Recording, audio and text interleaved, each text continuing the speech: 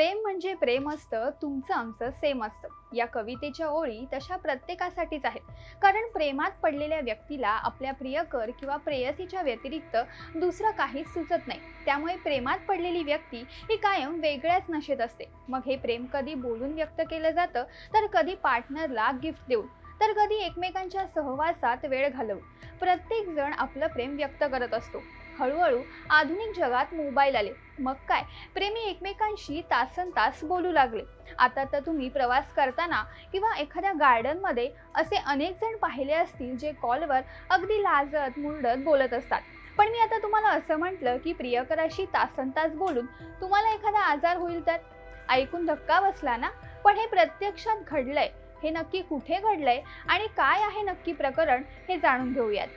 आजपर्यंत तुम्ही अनेक प्रेम कहाण्या ऐकल्या असतील, पण मी जी तुम्हाला आता सांगणार आहे ती थोडी हटके आणि विचित्र आहे. चीनमधील एका 18 वर्षीय युवतीचं तिच्या बॉयफ्रेंडवर प्रेम इतकं गहिरं आहे की ती तिच्या बॉयफ्रेंडबद्दल एक एक मिनिटाची खबर घेते. खबर घेण्यासाठी ती त्याला 1-2 नव्हे तर दिवसातून 100 वेळा कॉल आणि मेसेजेस करते. तिच्या वागण्याला कंटाळून तिच्या बॉयफ्रेंडने अक्षरशः एकदा पोलिसांची धावसुद्धा घेतली. तज्ज्ञांच्या मते तिच्या वागण्यामागे लव्ह ब्रेन हे कारण आहे. एका रिपोर्टनुसार जिया ओयू ही तरुणी तिच्या बॉयफ्रेंडला दिवसातून जवळपास 100 वेळा कॉल करायची. पण परिस्थिती तेव्हा बिघडली जेव्हा बॉयफ्रेंडने तिचा कॉल घेतलाच नाही. यानंतर तिला त्याचा राग येऊ लागला. रागात ती सामानाची तोडफोड करू लागली. या कारणास्तव जिया ओयूच्या बॉयफ्रेंडने पोलिसांची मदत घेतली.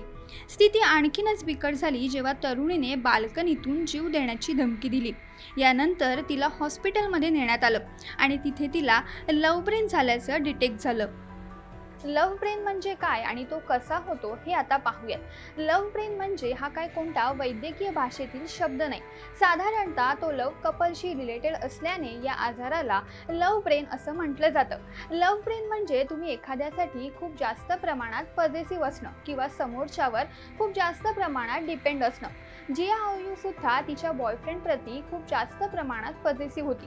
तिला असं वाटायचं की तिच्या बॉयफ्रेंडनी तिच्याशी सतत बोलावं, पण वास्तव्यात हे कोणालाच शक्य नाहीये. यामुळे प्रेम करा, पण वास्तव्याचं भान ठेवून.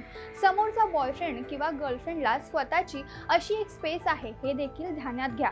नाहीतर जिया ओयूचं जसं झालं तसंच होईल. कारण अति तेथे माती ही नक्कीच होते. शेवटी आज तिच्या अतिप्रेमानेच तिला आजारी बनवले. हे टाळण्यासाठी प्रेम करा, पण जपूनच.